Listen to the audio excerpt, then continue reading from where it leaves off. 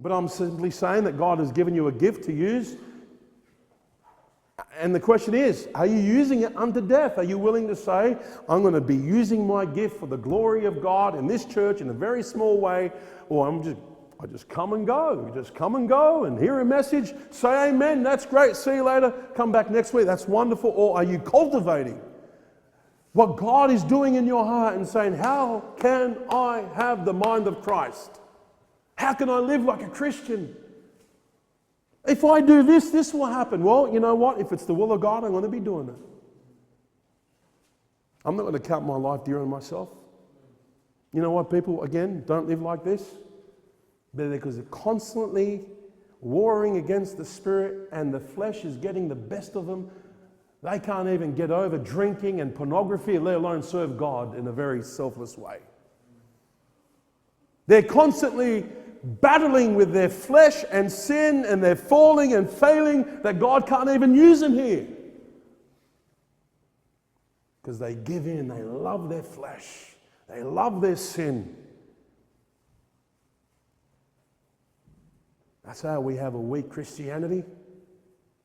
We have a weak Christianity because people are not being willing to sacrifice their own sinful desires and say, God, I'm done with that. I'm finished with that sin. I'm finished with that stronghold. I'm done with that. It's crippling me from living like a Christian, living like Christ, having his mind. It makes the cross cheap because God has given us the power to overcome.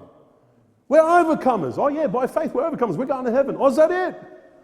We're overcomers in the world. He that is in you is greater than he that is in the world. I could say no to sin. I could say no to that appetite. I may fall and stumble, but there's got to be a time where I'm sick of that. I'm sick of it.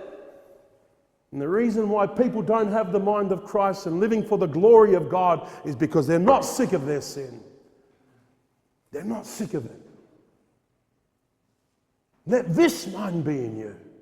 Let this mind, the mind of Christ, not the mind of Hollywood or the mind of a karma Christian or a bad example, the mind of Christ, our supreme example. Look at his life. Read Matthew, Mark, Luke and John and see how he lived and say, Lord, I want to live like that with the faith that you've given me. I want to live like that. I want to live like a Christian. Stop making sorry excuses for my sinful appetites and my sin. I'm done with it. I'm done being selfish. I want to be selfless.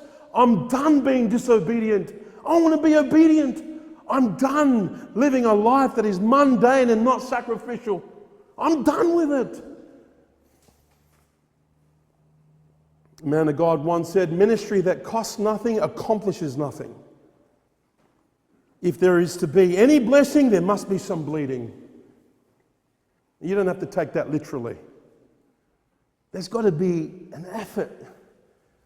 Moses said, I'd rather suffer affliction with the people of God than to enjoy the pleasures of sin for a season.